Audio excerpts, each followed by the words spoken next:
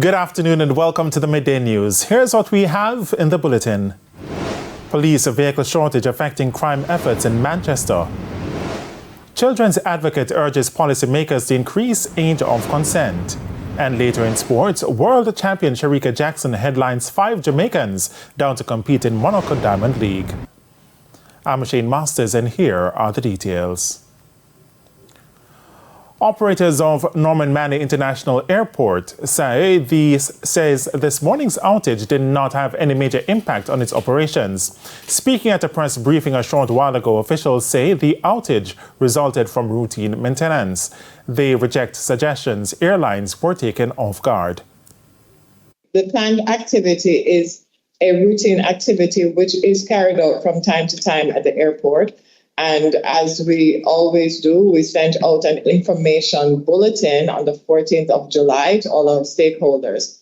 So that would have put all the airlines and all the businesses, everyone operating at the airport on notice of the planned power shutdown. So airlines, I think JetBlue would have rescheduled a flight that would have come in during the window.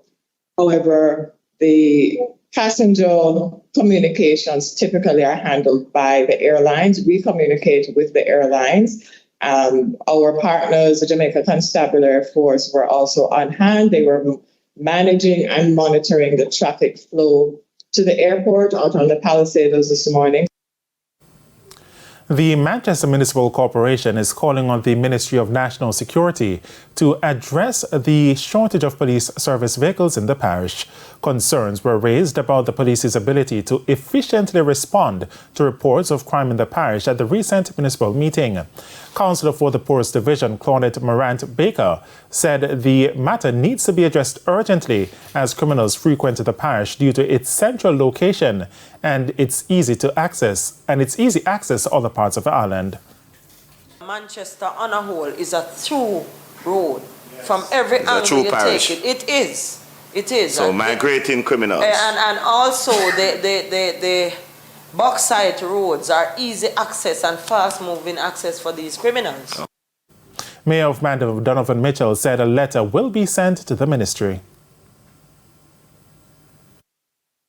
That we're going to ask that we write to the Minister of National Security to say that the parish of Manchester has a concern with the deployment of vehicles in the police districts and asks that he intervenes because it is hampering good and proper policing.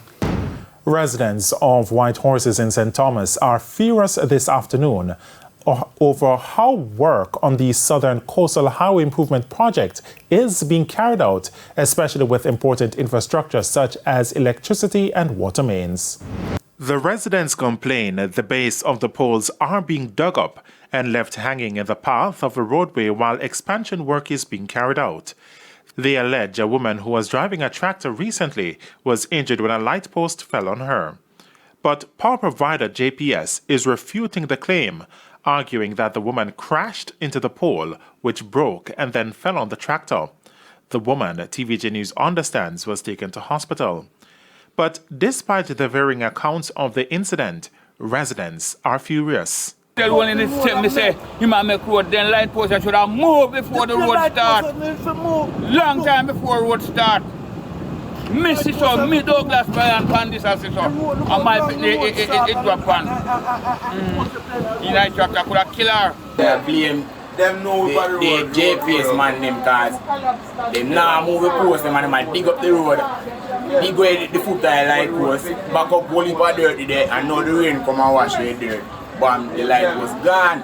And them is the cause of everything what I'm right down there. So right now, you understand? As a result of the incident, traffic was backed up for hours.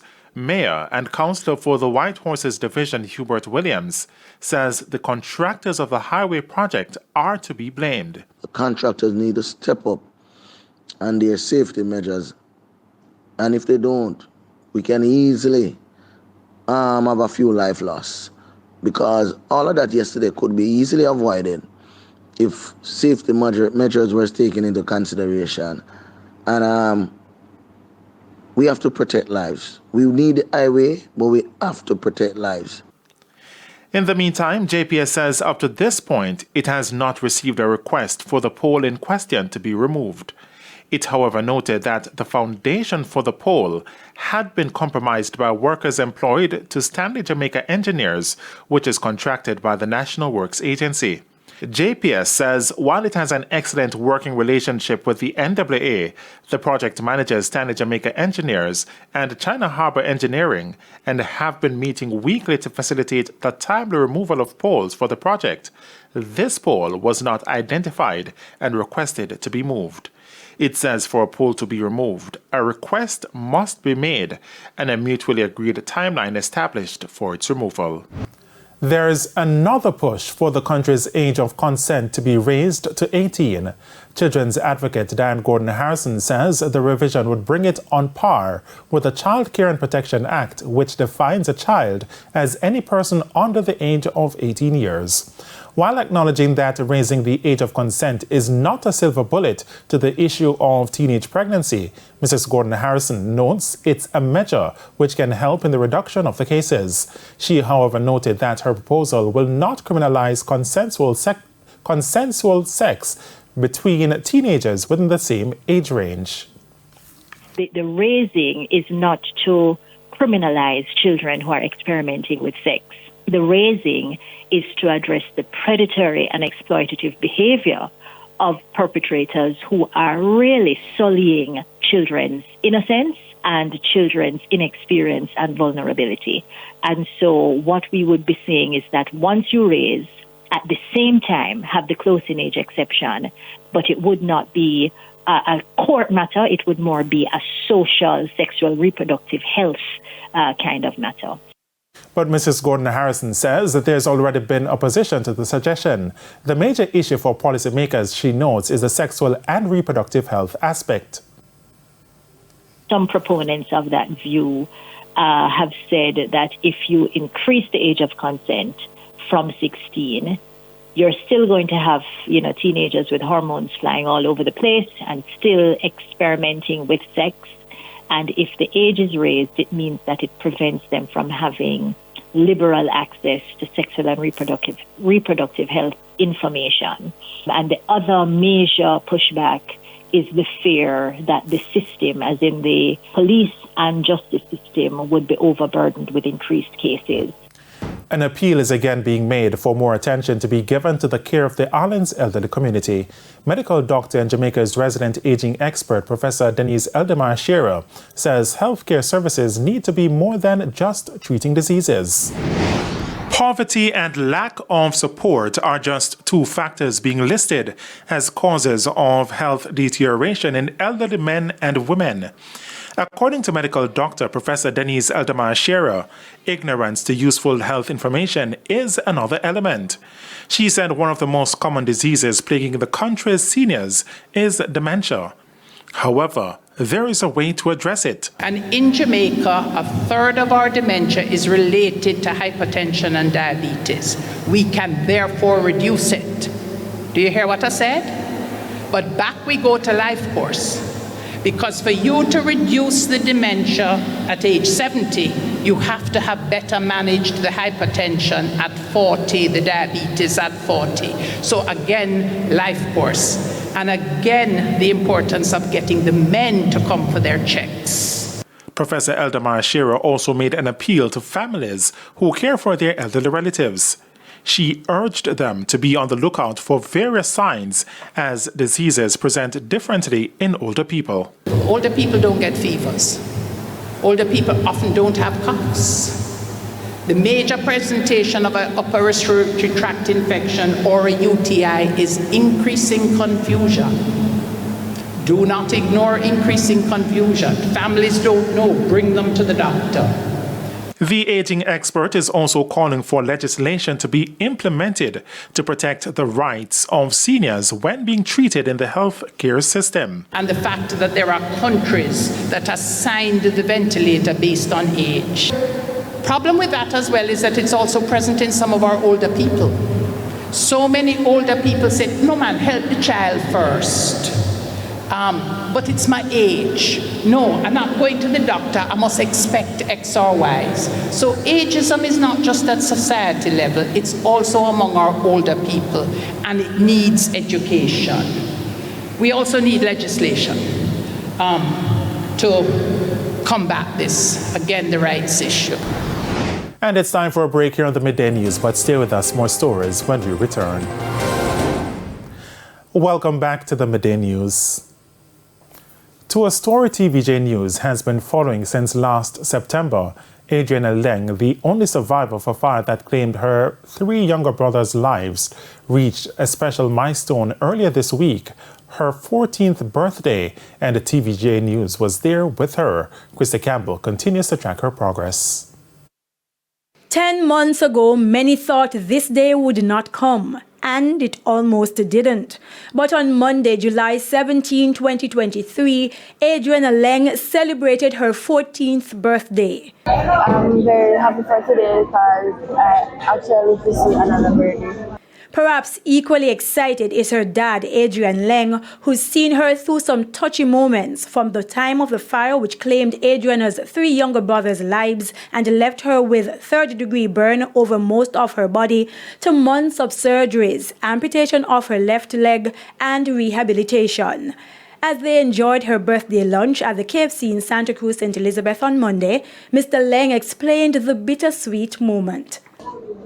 Another part of my heart is like aching because normally me and her brothers would celebrate, and and they are not here with us, so I'm feeling a little bit down on the other side, but I have to just keep pushing and keep going because she's here. It took him 2 months to get an American visa to travel to see his daughter as she recovered in hospital in November last year, and he says he's still amazed at her fighting spirit. When I went to Georgia and I saw her for the first time from the incident, I saw her the first time, and to be sitting beside her now, and it's just like words can't explain.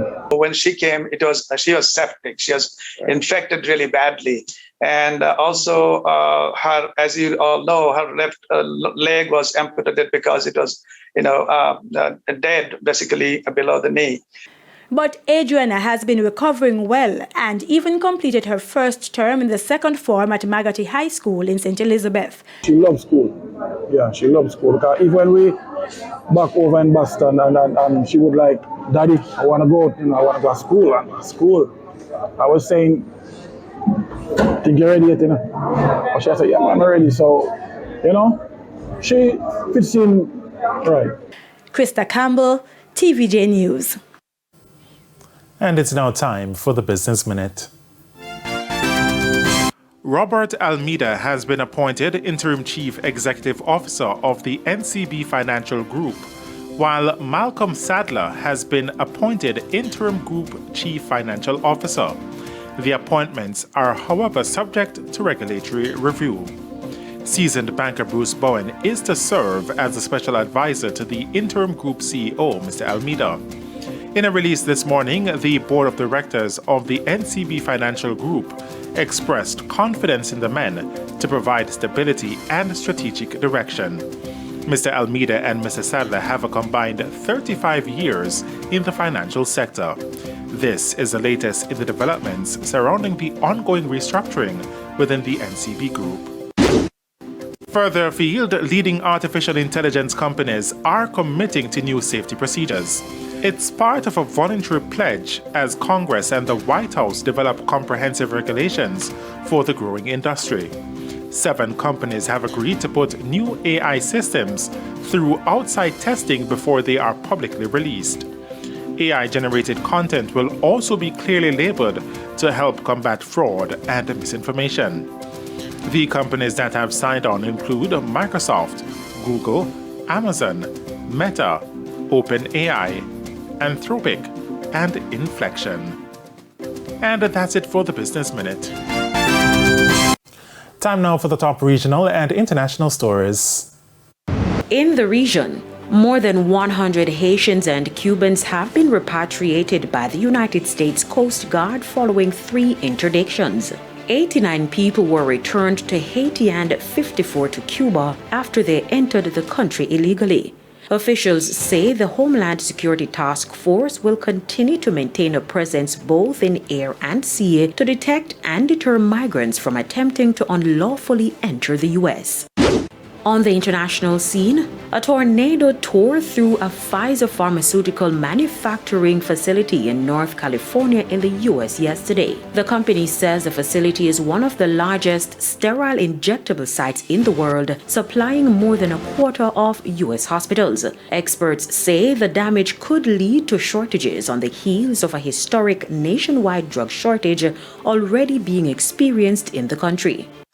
And the U.S. Pentagon says the American soldier who crossed into North Korea is now listed as AWOL or absent without leave. The Defense Department says it is working with intelligence agencies and countries like Sweden for any information about the whereabouts of Private Travis King. The North Korean government is yet to publicly comment on the matter. And those are the top regional and international stories. I'm Kerry-Ann Simpson. And we head to a quick break. When we come back, Jermaine Brown will have your midday sports report.